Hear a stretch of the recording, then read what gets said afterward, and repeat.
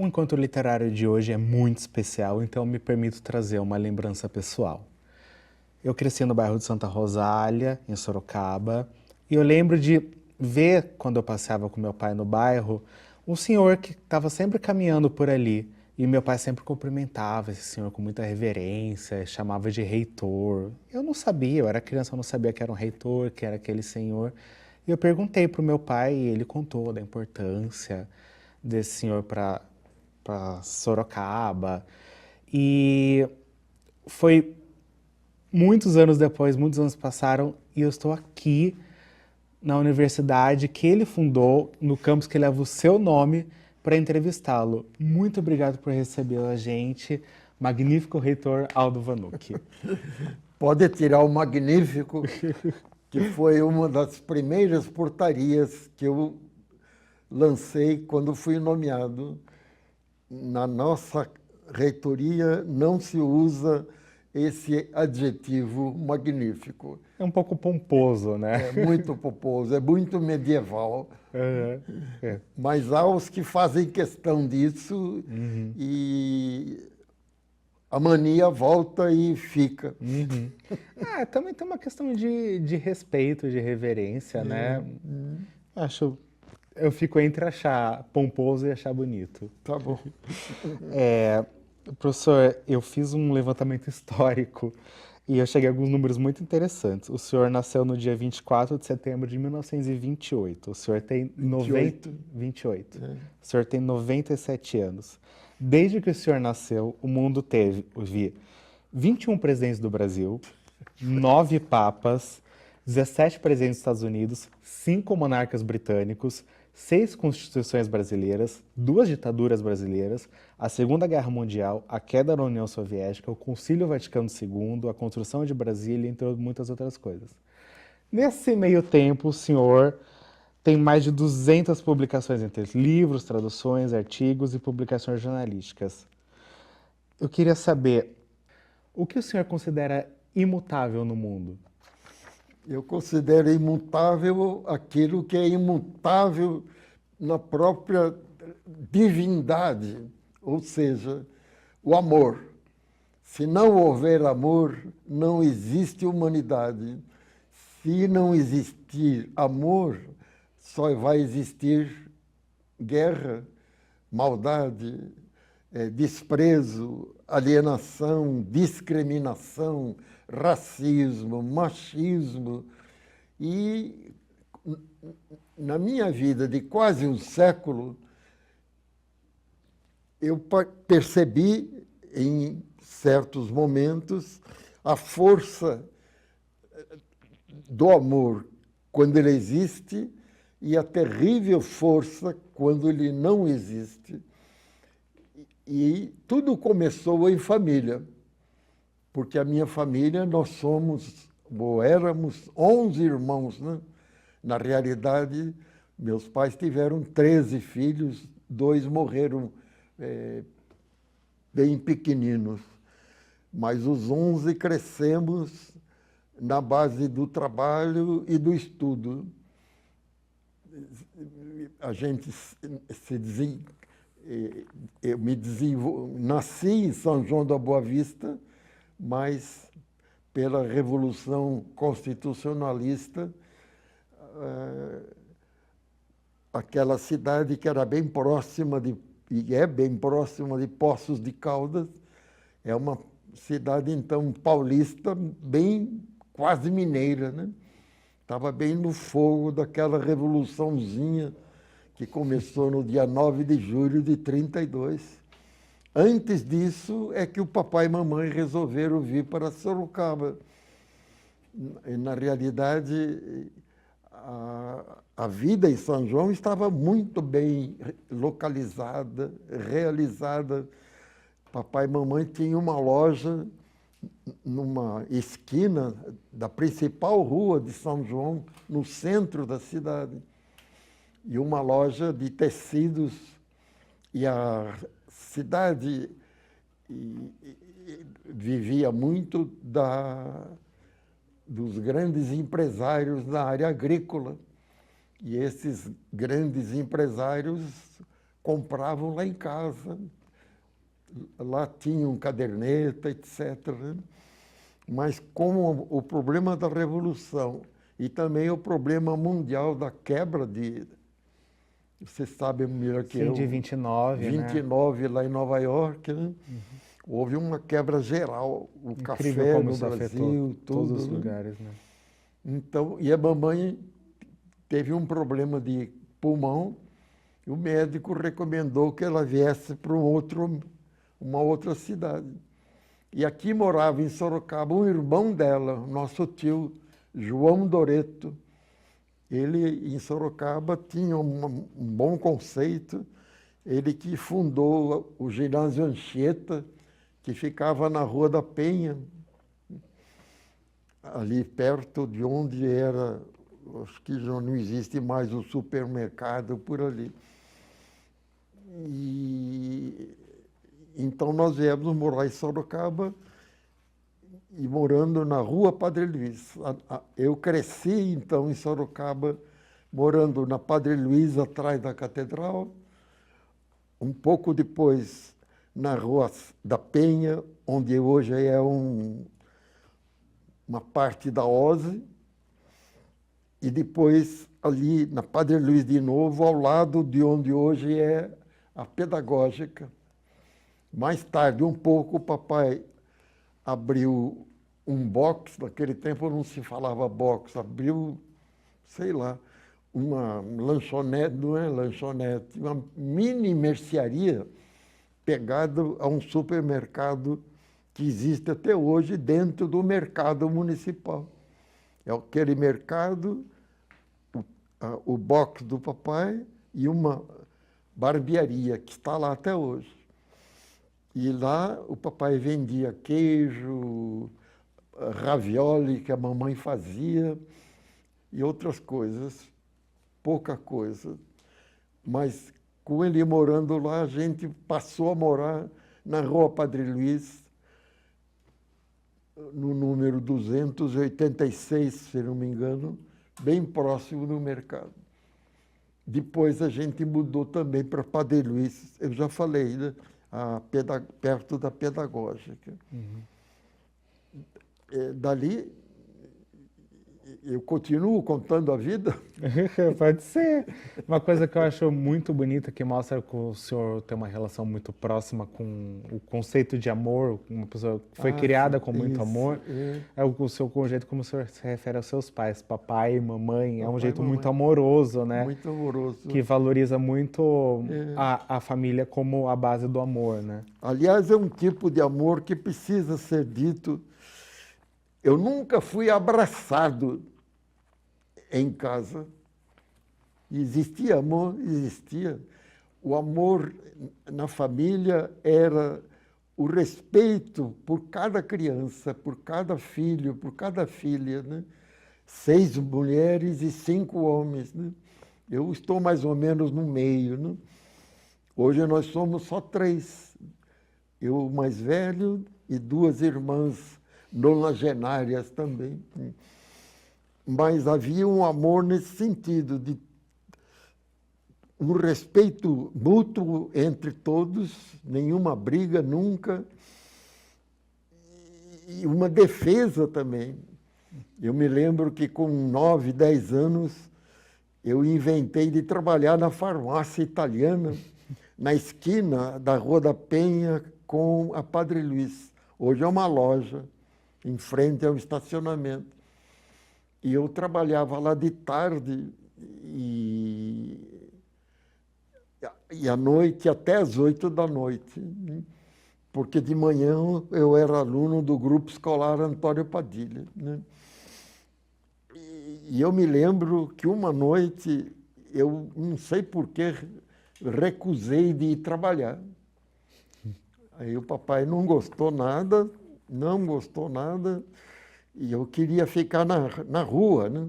Brincando com algum coleguinha ali na frente de casa. O senhor tinha 10 anos, é isso? Tinha 10 anos Muito só. novo. Lá eu fazia o quê? Lavava vidro e entregava remédio. Aliás, a entrega do remédio tem um fato, não sei se é profético, se é carismático, mas uma tarde o seu Antoninho, que era o dono da farmácia, Antônio Flores, falou, vai entregar esse remédio lá na casa da família Trujillo, lá embaixo. Você pega a rua Padre Luiz, vai descendo, descendo, depois do pontilhão, você vai ver, ali em cima tem uma casa grande, é lá que você vai entregar o remédio. Eu fui, naquele tempo era tudo a pé, né? Tudo a pé. Fui, cheguei lá, tinha aquela cerca, uma porteira mambembe, mas um sininho, sacolhei e entreguei. Hoje é sede da Fundação Dom Aguirre. Ali eu comecei minha vida de professor da Faculdade de Filosofia em 1958. A faculdade tinha se iniciado em 54. O senhor sempre esteve, a sua relação com Sorocaba sempre foi se transformando, mas sempre muito presente aqui, né? E como começou o interesse pela escrita? O senhor se lembra do primeiro livro que o senhor leu? Como o senhor começou a escrever? Bom, aí vem, a minha vida tem duas grandes fases, né? 22 anos no clero e agora, de 74 a hoje, acho que 52, acho, por aí, como casado, como família, né? A primeira fase foi trabalho na área da educação, mas com foco religioso, né? Como professor do seminário São Carlos Borromeu, logo no começo, e depois como padre de trabalho com a cidade, né? Eu me lembro que ainda pequeno no seminário, um dia eu olhei assim por uma janela e dava para ver lá longe alguma coisa que eu imagino que era a Vila Carvalho, mais ou menos. E eu pensei e guardei esse pensamento sempre. Puxa, um dia eu quero trabalhar com esse povo que mora lá. Quer dizer, havia uma vocação em mim de estar no meio do povo. Aliás, um dos livros que eu escrevi, O Padre Diferente, não sei se você chegou a pegar um pouquinho. Um pouquinho, sim. Conta a vida do padre André Pieroni, um padre realmente diferente, um padre que estava acima da época em que ele viveu. Ele morreu em 72. Né? E é diferente por quê? Porque ele não era padre de templo, de sacristia, ele era padre da rua. Entrava em bar, fumava, parava na calçada, conversava com alguém, consertava motocicleta, ajudava motociclista, naquele tempo era o que se falava. E arrumava ali na hora e o cara que estava aperreado, não conseguia funcionar, ele fazia. Estava presente no dia a dia das pessoas, Presente, né? totalmente. Um dia uma menina apurada com exame de físicas no colégio, ou pré-vestibular, não sei, pediu ajuda dele e falou, senta aqui. Qual é o problema? Ensinou física para a menina. Aliás, ele ajudou a criar o Liceu Dom Pedro II em Sorocaba. Sem falar que sem ele, Sorocaba não teria faculdade de medicina, nem a própria faculdade de filosofia. São outras muitas histórias, mas a minha infância ficou marcada assim. Aquela noite eu não quis trabalhar um pouco à noite, então papai falou, então você vai ficar aí, eu vou fechar a porta da casa e fica. Aí chegou 8h, 8h30, e comecei a bater na porta. Não atendia, né? Aí eu comecei a ouvir choro. Eram as duas irmãs mais próximas de mim, mais pela idade, estavam chorando, pedindo para o papai, abre a porta. No fim, ele abriu, mas vai dormir lá no quintal. E fui dormir no quintal. É um outro tempo, uma outra educação, né? Uma outra Porque- educação. Né? Uhum. E pensando um pouco sobre como que se dá o processo de escrita de quando o senhor está às voltas escrevendo algum outro livro, uma obra, quais são as inquietações que surgem, que motivam a escrever sobre Dom Aguirre, sobre um padre diferente, ou sobre o seu sobrinho, como que surge a ideia e qual é o momento ideal para cada história? Aí eu preciso dizer para você que eu fui influenciado muito por um grande professor de português, Padre Armando Guerrazzi. Hoje ele é nome de rua lá ao lado da igreja de Santa Rita, na Vila Santana. Ele dava aula no Estadão e ali, um pegado no outro, no próprio seminário, né? Ele dava aula também de português. Eu estava ali no quarto, quinto ano do seminário, 14, 15, 16 anos. E ele era um grande orador. Eu me lembro, eu tinha 12 anos só, mas já era seminarista, né? Participei da procissão da ressurreição, domingo de Páscoa, às 6 da manhã. A procissão ia terminar praticamente ali ao lado do mercado, saiu da catedral, desceu até o Santa Escolástica, subiu ao Álvaro Soares e ia ser encerrada ali. Havia uma igreja, hoje é um prédio, tem um relógio ali, relógio que não funciona, não sei porquê. Havia uma igreja, agora é um prédio. E eu me lembro que houve, então, a parada ali, os andores, o povo, a multidão, todos pararam e subiu no púlpito, numa tribuna, o padre Armando Guerrazzi e começou assim: salve manhã de Páscoa, aurora da ressurreição, triunfo de Jesus Cristo. Nossa, eu achei uma maravilha, guardei isso para sempre. O que me ajudou a escrever? Como parte do clero, como padre, como alguém que queria se comunicar com o povo de Deus, eu aprendi dele não só correção gramatical, mas o amor à leitura, né? E aí, a leitura no seminário era paupérrima, a biblioteca, tudo era proibido, né? Eu me lembro que eu li Os Lusíadas, eu consegui Os Lusíadas, peguei lá de casa, acho que do gabinete de leitura, não sei de onde, eu tinha embaixo do colchão, de manhã, a gente tinha hora para acordar, parece que era 5:30 da manhã. Eu fazia tudo rápido e depois sentava ali e lia. E tinha que ler escondido? Lia escondida. Era proibido ler por causa do canto nono, A Ilha dos Amores. Né? Ah, sim, das ninfas.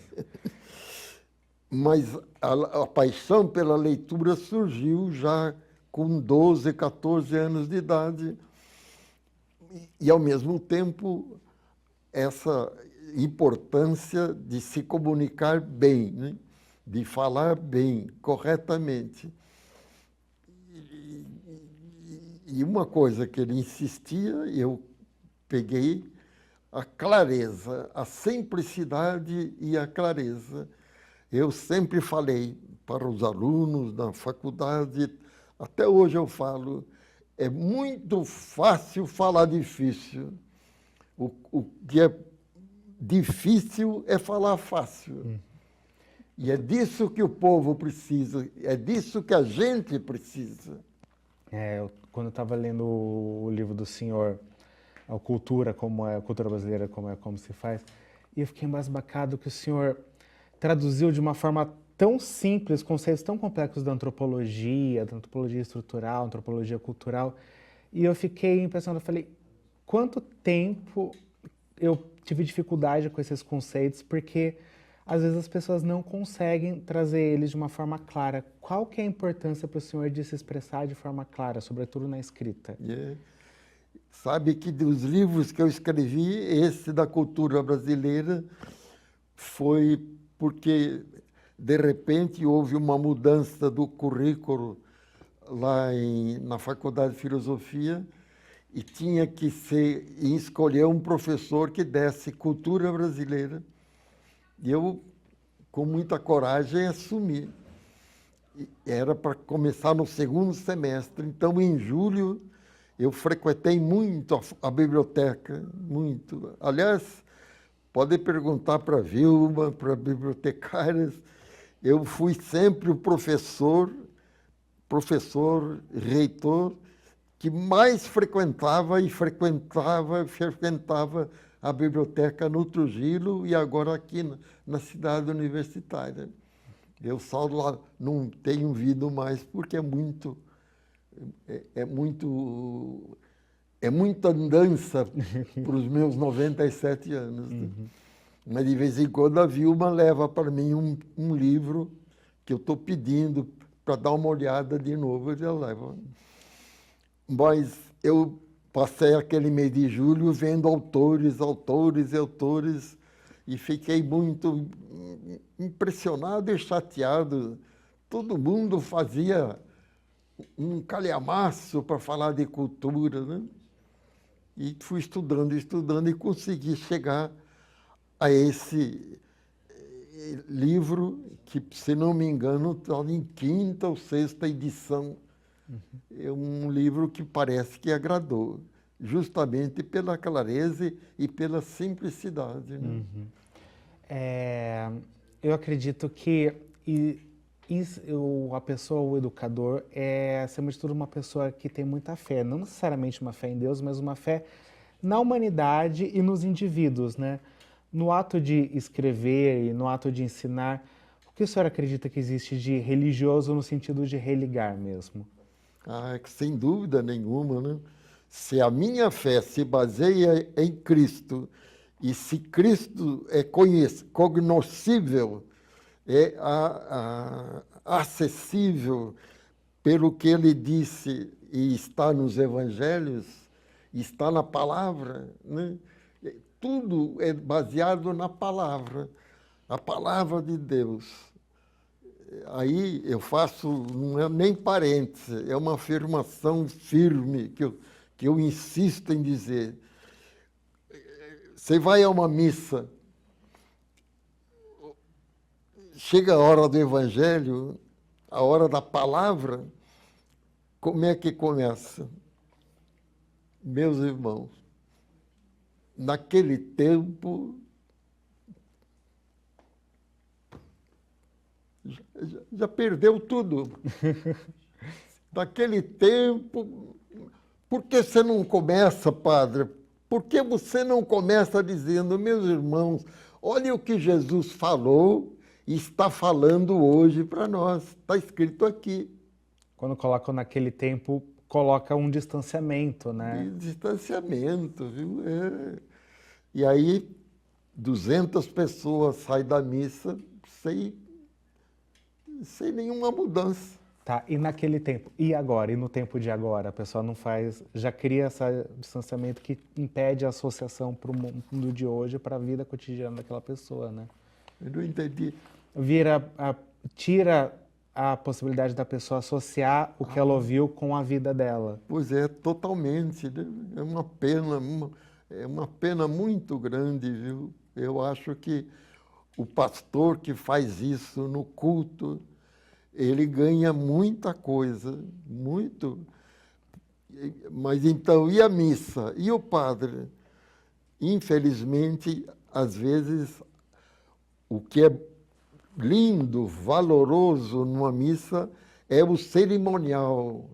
O cerimonial, toda aquela força mística para falar de Jesus, dizendo: eu sou a fonte da água viva, quem come a minha carne, bebe meu sangue, está comigo, está unido. Para dizer essas coisas tão grandes, é preciso ter um cerimonial.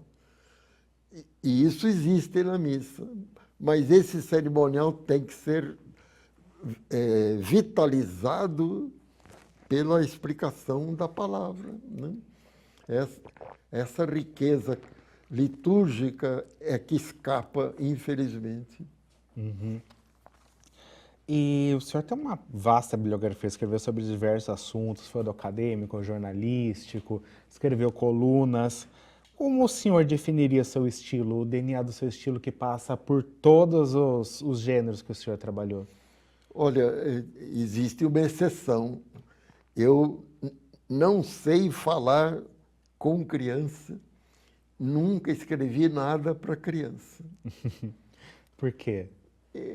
Não tive chance, viu? Você pode perguntar, mas como padre, você não tinha criançada?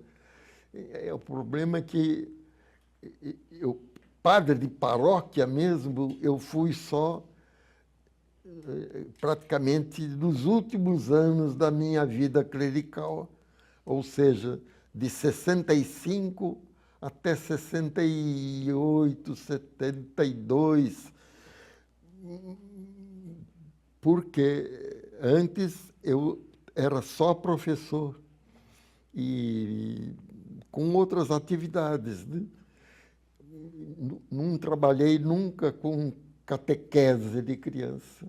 Era coisa que uma senhora fazia, jovens, etc. Mas, por outro lado, sempre me dediquei muito à juventude operária e universitária. Esses dois ramos marcaram a minha vida. Pelos operários eu fiz tudo o que eu pude, participei de greve, dentro da própria Sorocabana, que naquele tempo era uma força operária impressionante em Sorocaba. O emprego em Sorocaba desejado pelos homens era ou a Sorocabana ou o Banco do Brasil. A Sorocabana sumiu e o Banco do Brasil hoje, pelo que eu sei, paga como qualquer banco. Uhum. A Sorocabana tinha um prestígio imenso, imenso, né? Tudo. A cidade vivia a partir do barulho das chaminés, das fábricas, né? Nossa Senhora da Ponte, Santo Antônio, Estamparia, Santa Rosália, e a Sorocabana, meio-dia, aquele apito, tudo marcava hora do almoço, o fim do trabalho, etc.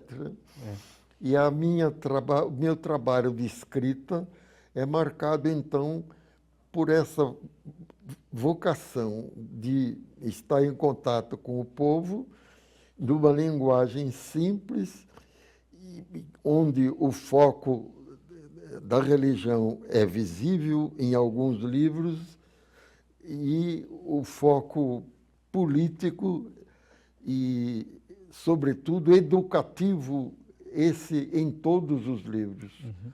Ou seja, aquela preocupação de ter uma conversa séria, pode até ser mais leve, simples, mas com seriedade, que seja útil, né? Que seja que dê alguma coisa, que a pessoa leve para casa. Eu fico muito impressionado hoje, é muito comum, há poucos dias, uma senhora me pede para escrever um prefácio de um livro que ela está terminando. Eu falei, mas como? Por quê? Não, é que eu era professora no ensino médio aqui em Sorocaba e um dia eu convidei para o senhor falar para os alunos lá do colegial E o senhor foi, nossa, foi uma coisa, adoraram, e eu adorei também, e guardei o que o senhor falou.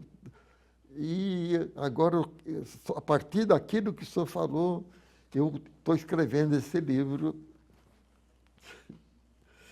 Alguma coisa fica, né? Tocou essa senhora a tal ponto que ela quis homenagear o senhor para escrever o O prefácio, prefácio. né? E aí eu falei, traga os originais. E o senhor escreveu o prefácio? Escrevi em 2 dias. Aham. É porque dei aquela leitura dinâmica, já captei o que ela quer dizer e entreguei o prefácio com algumas recomendações, né? Primeiro livro dela, ainda não tem editora, referências bibliográficas, nada organizado, mas aí é trabalho dela, né? Aham. Eu vi uma entrevista do senhor recentemente que o senhor falava justamente isso. Eu nunca trabalhei com a alta burguesia, eu sempre estive do lado dos operários e dos estudantes, né? Sempre. Isso é uma questão moral para o senhor, é uma questão de vocação? Questão moral. E eu não agradei muita gente, viu? Muita gente. Quando eu deixei o celibato com a aprovação do Vaticano, eu deixei.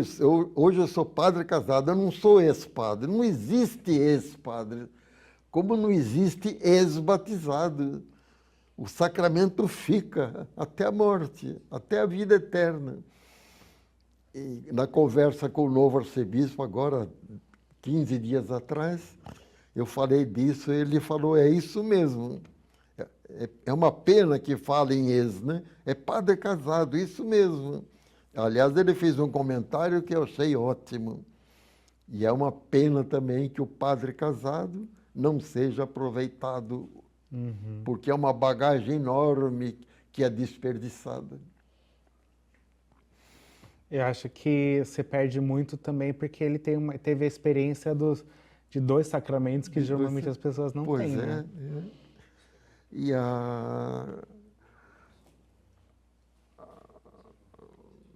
o meu trabalho, então, com os operários, com participação ativa na greve, na visita à família deles, e depois a minha prisão, né? Como se eu fosse do Partido Comunista. Quer dizer, era uma cegueira, uma verdadeira demência das autoridades no tempo da ditadura, né? A primeira ditadura do Getúlio, eu vivi, assim como criança, ouvindo o papai falando alguma coisa. Ele assinava o Correio Paulistano e fazia comentários. Um dia ele falou até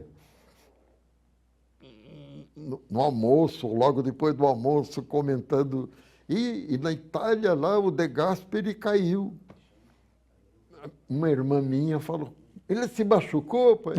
Não, ele era ministro, primeiro-ministro do governo italiano. O ministro caiu. Quando a gente é criança, a gente parece que tenta pescar pelo que a gente ouve sem entender muito. É verdade. Né? E pergunta, é uma maravilha, né? É uma maravilha. Às vezes, em sala de aula, você é aluno, você tem perguntas, mas ou o professor inibe, ou você se inibe e sai sem resposta às suas dúvidas. É um mal isso, né? A pergunta, você poder fazer uma pergunta, ter o espaço para fazer uma pergunta é algo de muita generosidade, né? Verdade.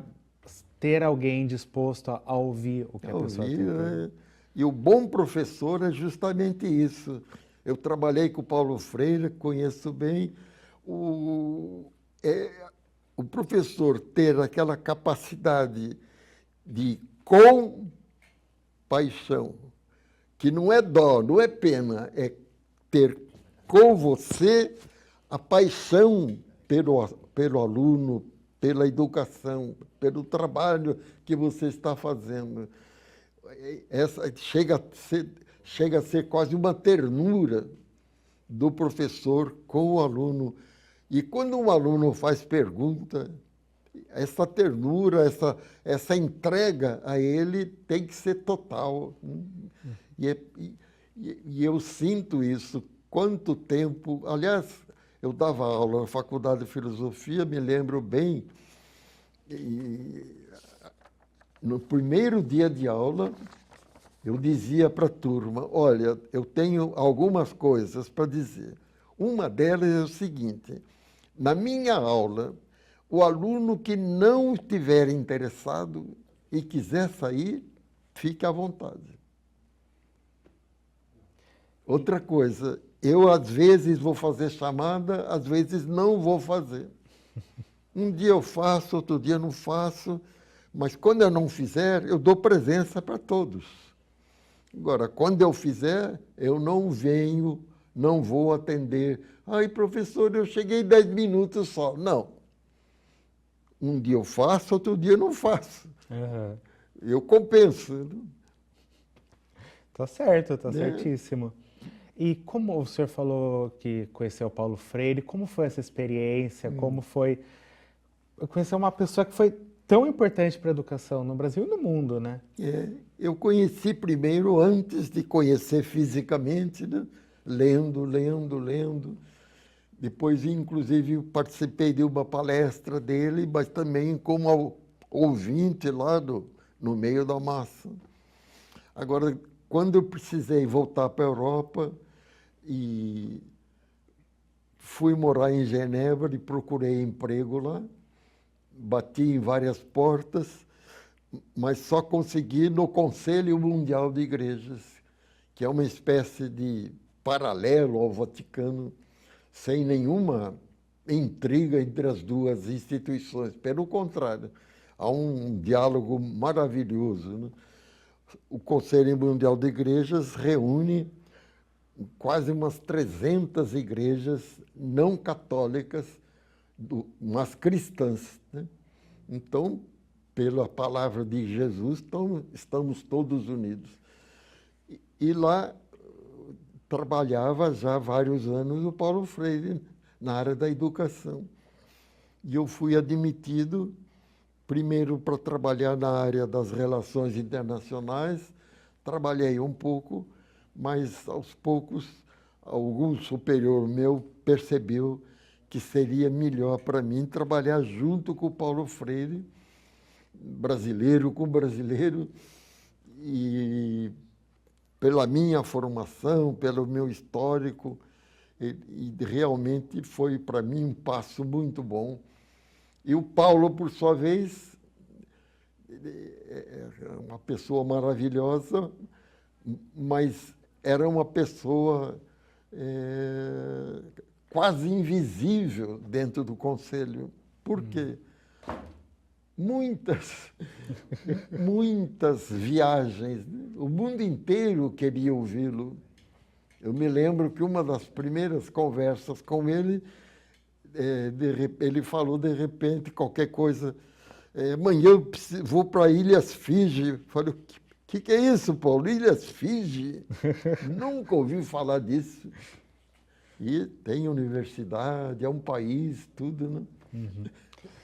E então um dia ele falou, olha, eu viajo muito e eu tenho um certo compromisso já firmado com um conjunto de padres espanhóis que trabalham aqui em Genebra com a colônia espanhola.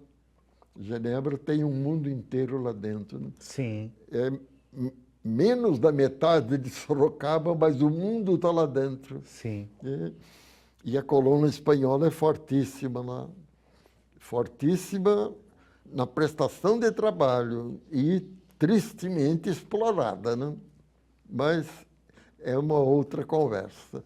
Lá eu não podia fazer nada. Aliás, podia. O quê? O que o Paulo pediu.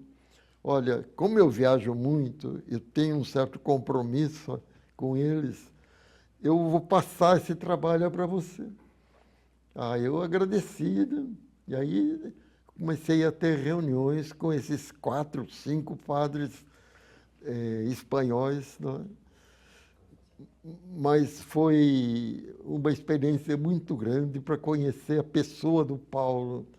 Uma das coisas que ele pediu e exigiu, olha, tal dia da semana, toda noite, você vai jantar comigo em casa, no apartamento.